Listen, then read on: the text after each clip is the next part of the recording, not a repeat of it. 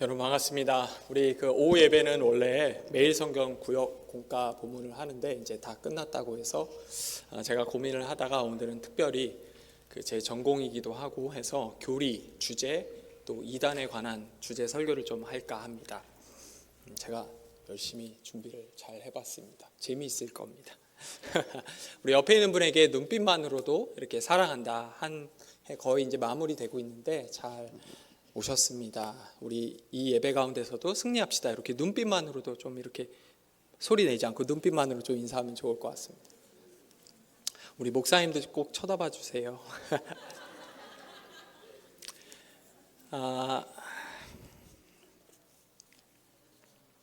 자, 오늘 본문 말씀을 보면 인생의 바닥을 치고 있는 사울 왕이 등장을 하고 있습니다.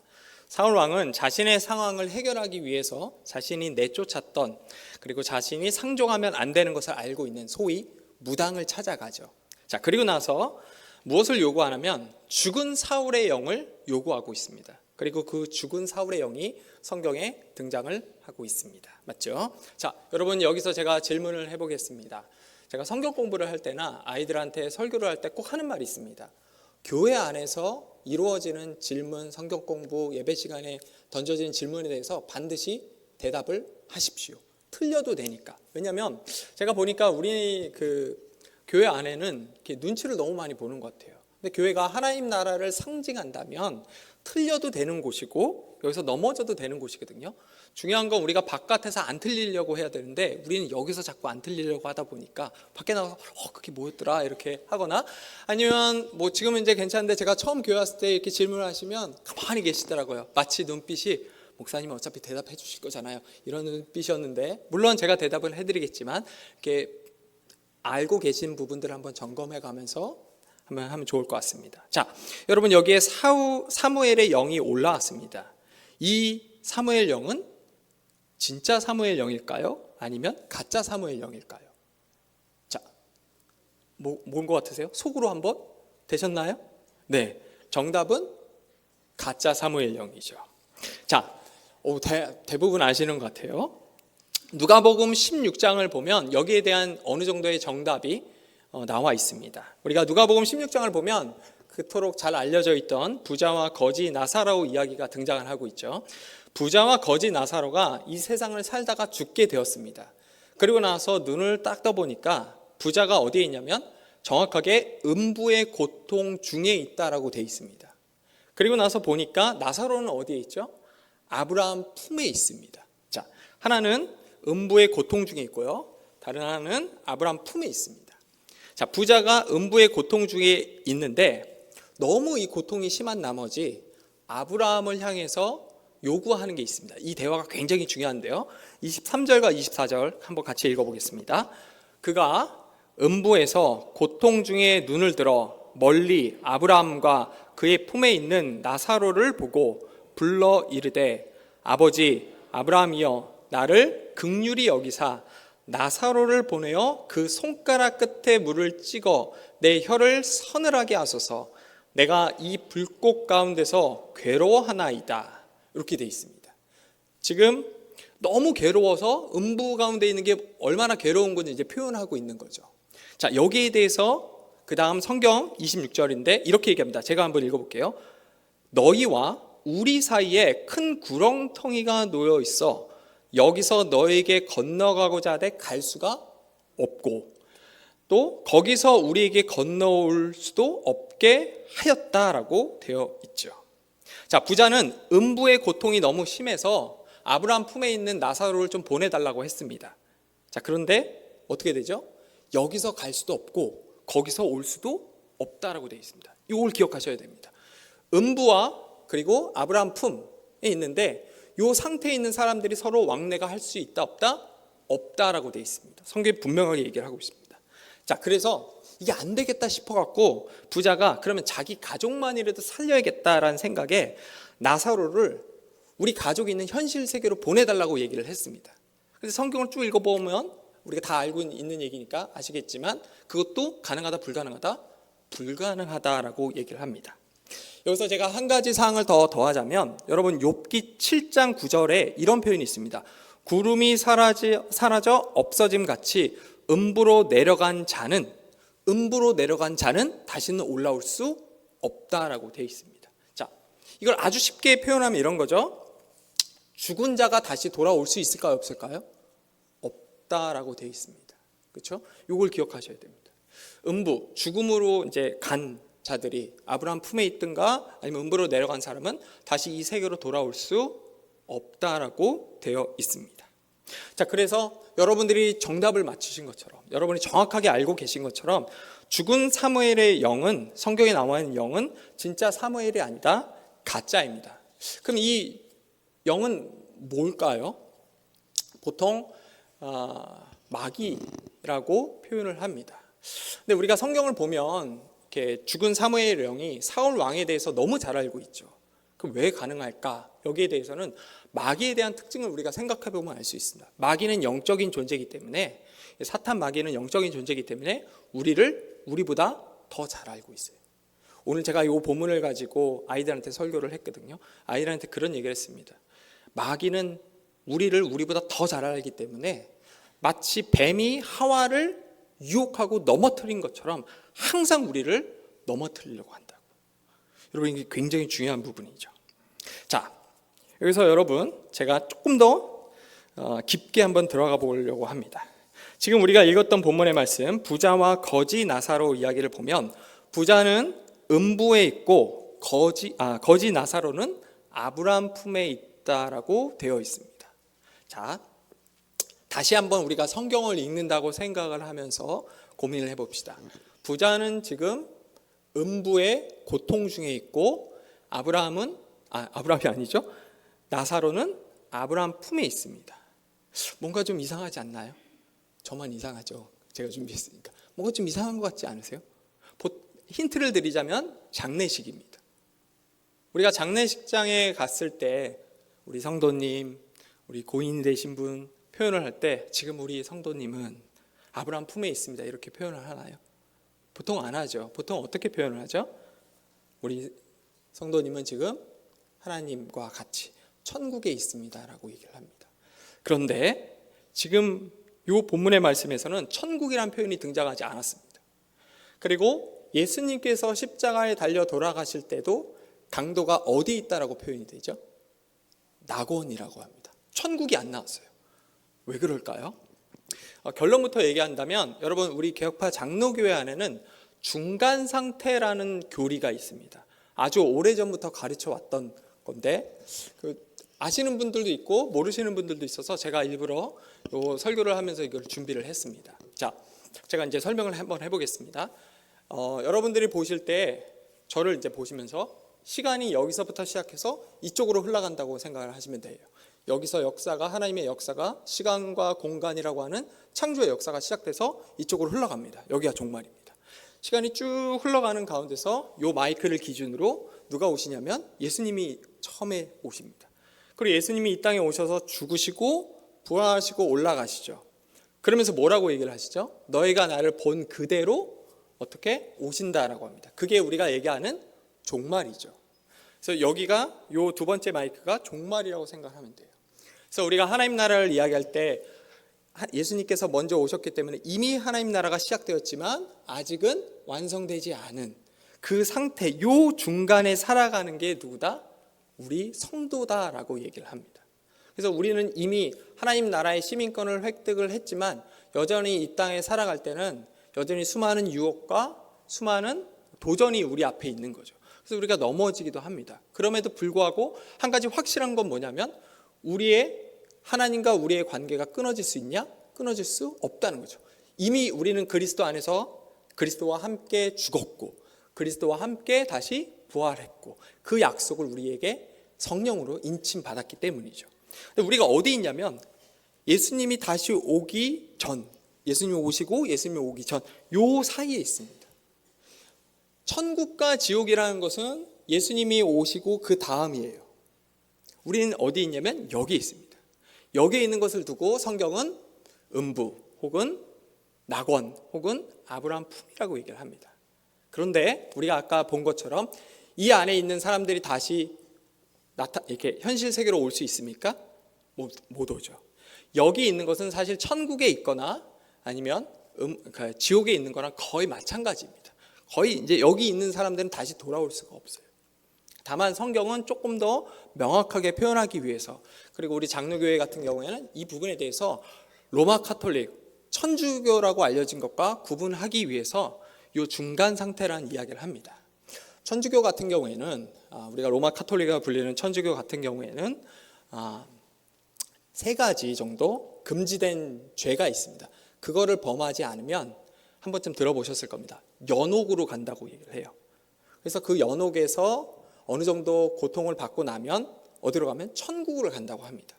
그런데 우리가 읽은 이 본문의 말씀뿐만 아니라 우리가 사무엘 영을 통해서 확인한 것처럼 우리에게는 연옥도 없을 뿐더러 중간 상태의 아브라함 품 혹은 음부에 있는 사람들이 다시 왕래를 하거나 천국에 갈 수 없습니다. 그리고 실제로 성경에 그런 이야기는 존재하지 않습니다. 자, 명확해지죠? 제가 이 부분을 왜 이렇게 강조를 했을까요? 여기는 두 가지 중요한 구별점이 필요하기 때문입니다. 첫 번째는 우리나라 명절을 생각하시면 돼요. 만약에 그 죽은 사람이 다시 살아나서 막 영이 돼서 떠돌아다닌다면 뭐가 인정이 되죠? 명절에 우리가 제사상을 차리고 조상이 찾아온다는 거. 이게 인정이 돼버리는 거죠. 죽은 자가 다시 온다는 거. 우리가 제사상 앞에 바울이 그런 얘기를 하죠. 바울의 기준은 영혼을 구할 수 있다면 네가 뭐 뱀을 먹든 아무 독이 되지 않는다. 근데 우리가 제사상에 절하지 않는 이유는 살아계신 분은 하나님이고 하나님께서 거기에 대해서 잘 생각해보면 우리에게 기준을 주십니다. 또 우리를 통해서 믿음이 연약한 자가 무너질 수 있기 때문에 그런 거죠. 근데 지금 제가 저희 이제 큰 집은 불교거든요. 그 교회로 따지면은 그 순복음 쪽에는 이런 분들이 계시더라고요. 재정 장로님. 저희 큰 집은 불교에서 재정 장로님하고 거의 비슷합니다. 큰아버지가 소천하셨을 때, 그리고 할머니가 소천하셨을 때 우리 그 스님이 막 뛰어오셨어요. 돈을 어마어마하게 갖다가 이제 기부를 하셨거든요. 근데 거기서 그런 표현을 쓰세요. 그 큰아버지가 살아계실 때 조상님에게 믿음의 조상님에게 절을 해야지. 근데 큰어머니가 이제 불심이 더 강하신데 그런 얘기를 하시더라고요. 조상 귀신 언제 오지? 이런 얘기를 하시더라고요. 본인도 귀신이라고 표현을 해요. 여기서 얘기하는 귀신은 죽은 사람입니까? 아니죠. 이건 뭐죠? 우리가 아까 얘기했던 마귀, 사탄을 가리킵니다. 죽은 사람은 다시 귀신이 되거나 할 수 없습니다. 이게 첫 번째고요. 두 번째 중요한 거는 이단에 관련된 겁니다. 자, 여러분, 제가 제일 많이 목회자가 되고 나서 받았던 질문 가운데 하나가 이단을 어떻게 구분할 수 있습니까? 라는 질문이었습니다. 여러분, 이단을 어떻게 구분할 수 있죠? 힌트는 사도신경입니다. 뭘까요? 대답하신 거죠? 네? 저를 너무 이렇게 진지하게 바라보지 마세요. 제가 좀 무섭습니다. 자, 뭘까요? 삼위 하나님입니다. 삼위 하나님, 성부와 성자와 성령을 건드리면 이거는 전부 그냥 이단이라고 생각을 하셔도 됩니다. 제가 이제 학교에서 학생들을 가르치는데 신학을 전공하려고 하는 친구들도 있거든요. 그 친구들이 물어보더라고요. 왜 교수님들하고 목회자 사이에 이단을 나누는 기준이 서로 다르냐. 제가 뭐라고 얘기를 했냐면 대상이 다르기 때문이라는 얘기를 했어요. 목회자 같은 경우는 특수한 환경에 존재를 합니다. 그리고 학자들은 이제 목회자가 되거나 신학을 공부하는 사람들이기 때문에 약간 이렇게 기준을 좀 느슨하게 잡거든요. 근데 목회자 같은 경우에는 모든 사람들을 대상으로 목회를 하기 때문에 특수한 상황이기 때문에 우리가 생각하기에 물을 자르듯이 탁탁 잘라요. 좀 딱딱한 이것까지 이단이냐 이렇게 하는데 사실은 그게 영혼을 보호하는 수단이기도 합니다. 그럼에도 불구하고 이단을 나눌 때 기준점이 뭐냐면 성부와 성자와 성령에 대한 고백을 하느냐예요.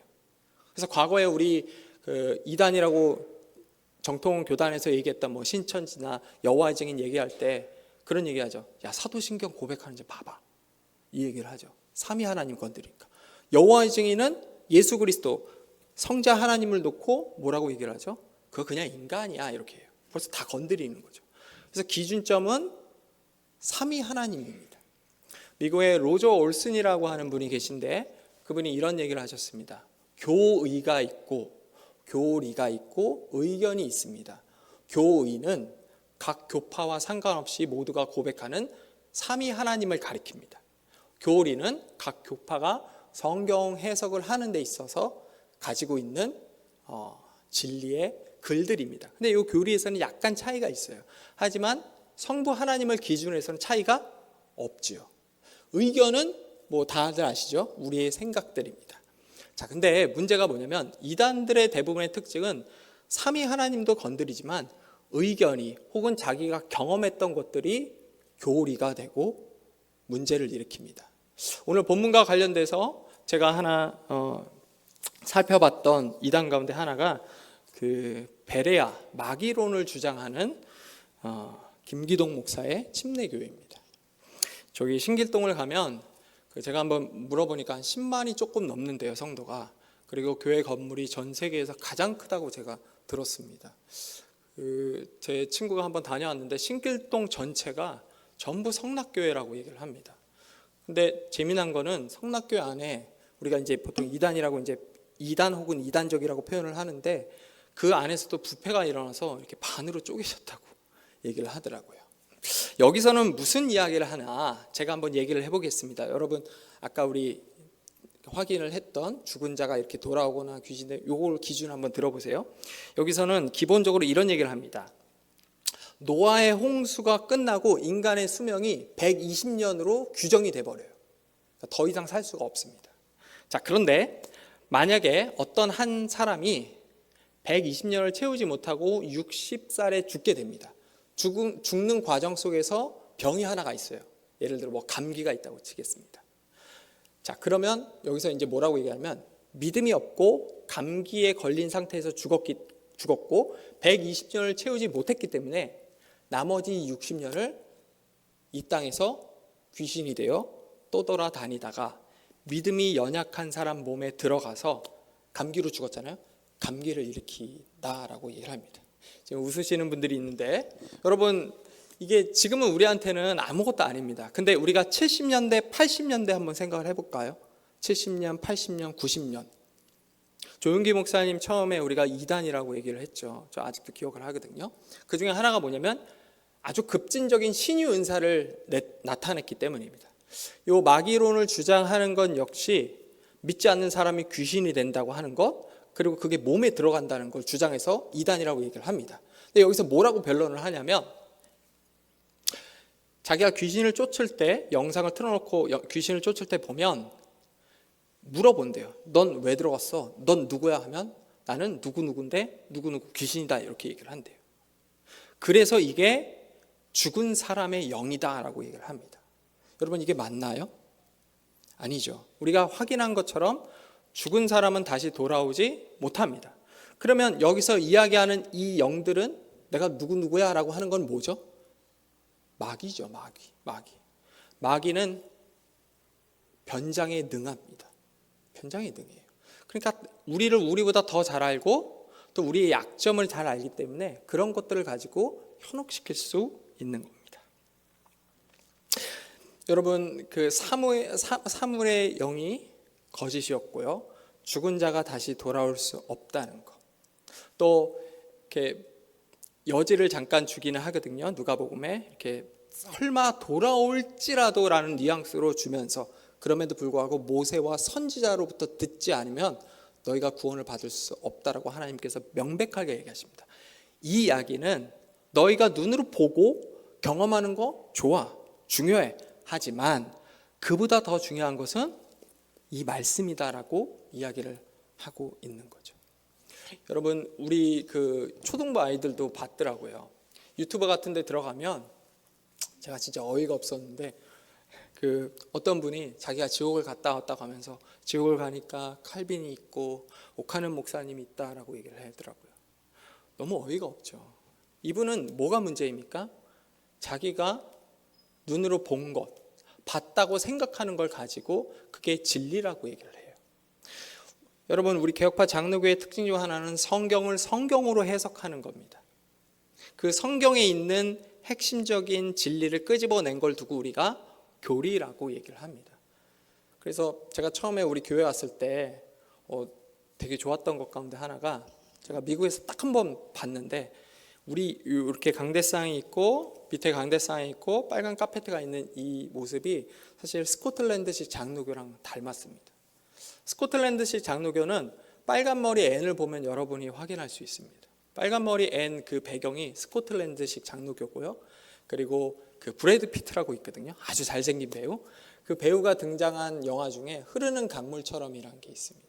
그 맨 앞부분에 아버지가 목사님인데 장로교가 어떤 식으로 교인을 양육하는지, 자녀들을 가르치는지 나오는데, 이 장로교의 특징 중 하나가 뭐냐면 교리문답입니다. 우리 교리문답 여러분 예배 가운데 하고 있습니다. 교동문 있죠. 교동문이 현대식에서 우리가 얘기하는 교리문답입니다. 제가 설교를 준비하면서 일부러 교리 그리고 주제 이걸 가지고 적용할 수 있는 우리의 삶과 이단을 생각했던 이유는, 오후 예배가 사실 장로교에서 원래 교리문답 시간이기 때문입니다. 우리는 이제 오전 예배 때 교동문을 하기 때문에 따로 안 해도 상관없는데, 제가 이제 그것 때문에 이제 준비를 한번 해봤습니다. 또 제가 되게 이렇게 존경하는 목사님 가운데 같이 공부했던 분이시거든요. 지금 울산에서 목회를 하고 계신 분인데, 그분이 교리문답을 가지고 성도분들을 한 분씩 이렇게 세우시더라고요. 약간 우리 목사님하고 비슷합니다. 이렇게 조용하시고 이렇게 진지하시고. 근데 울산이라는 타 지역 속에서도 성도가 한 분씩 세우시고, 나이에 상관없이 서로가 하나가 되는 걸 보니까 너무 멋있더라고요. 저랑 너무 달라서 제가 좀 부럽기도 하고 질투가 나기도 했는데 너무 좋았습니다. 이제 말씀을 마치려고 합니다. 제가 이제 교리 설교를 하다 보니까 어떤 점에서 어떤 분들은 이제 좀 딱딱하다고 느꼈을 수도 있고, 또 어떤 분들은 제가 이제 표정을 좀 보니까 너무 흥미롭다 이렇게 생각하신 것 같습니다. 자, 그런데 여러분, 우리가 조금 더 하나 더 생각해야 될 게 있는데, 그건 바로 사울 왕입니다. 여러분, 사울 왕은 지금 인생의 바닥을 친 상태입니다. 이 인생을 바닥을 쳤는데 지금 누구를 찾아갔냐면, 하나님이 아니라, 무당이 아니라 정확하게는 죽은 사무엘을 찾아갔어요. 사람들이 이 사울 왕을 가리켜서 인생의 실패자라고 얘기를 합니다. 근데 놀라운 것은 하나님께서 그를 여전히 믿음의 계보에 집어넣고 있어요. 제가 이 말씀을 묵상하면서 가장 먼저 떠오른 게, 제가 인생을 바닥을 쳤을 때입니다. 제가 여러분 다친 데가 많거든요. 운동을 하다가 많이 다쳤거든요. 머리통 한번 깨졌고, 이빨 이거 한 부러졌고, 이렇게 맞아갖고 엄지손가락 부러졌고, 3번 이렇게 정형외과 가서 맞추고, 또 여기 운동하다 어깨 하나 인대 살짝 끊어지고, 무릎 양쪽 다 십자인 데가 없는데 한쪽은 이제 3번 수술하고, 발목 정겁이 없고, 창자가 한번 꼬여갖고 제가 또 입원한 적이 있었거든요. 그래서 제 친구들이 꼭 그래요. 너는 전공을 잘못 선택했다고, 왜 체대를 안 갔냐고 막 이렇게 얘기를 하는데, 제가 다치고 병원에서 수술 받을 때마다 아무 문제가 없었습니다. 처음에 이제 십자인대 끊어졌을 때도 내가 드디어 내가 진짜 체육인이구나 이렇게 생각을 했어요. 왜냐면 외국 학생들 이제 보면 풋볼 하거나 아니면 축구하다가 다리 다 끊어지고 막 복귀하고 막 그러거든요. 그러다가 처음에는 괜찮은데 두 번째 수술할 때쯤 갑자기 우울증이 확 찾아왔어요. 이유는 모르겠어요. 우울증이 확 찾아오고 나서 한 3개월 이상 제가 그 생각을 많이 했어요. 죽고 싶다. 더 이상 살고 싶지가 않다. 그러다가 정신 얼른 차리고 안 되지. 이게 하루에도 12번도 더 넘게 왔다 갔다 하는 거예요. 인생의 바닥을 친 거죠. 그러면서 제가 기도를 할 때 어떻게 기도했냐면, 주님, 이렇게 목소리 약간 깔면서 주님, 살아계신 주님 하면서 조용기 목사님처럼 신유 은사를 저에게 허락해서 제 무릎을 고쳐주십시오 이렇게 얘기를 했어요. 고쳐졌을까요? 안 고쳐졌습니다. 저에겐 그런 능력이 없더라고요. 그때를 돌아보면 제가 한 가지 깨달은 게 있는데, 인생의 바닥이란 부분을 칠 때 내 신앙이 어떤지가 드러난다는 겁니다.